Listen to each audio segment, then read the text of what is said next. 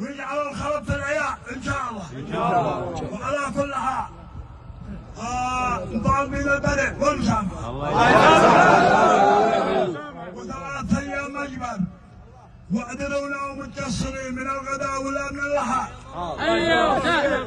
وعلى كل حال الشيخ محمد ناجي يتحل محل والده وهو بخير، وليمنع لها صراحه ما عادوا يلزم من توثيق ولا الثابت ولا ما يفعلها الرجال مسنود ومعهود على بر الحادث ما يفعلوه لاحقا، وهذا علمنا والسلامه.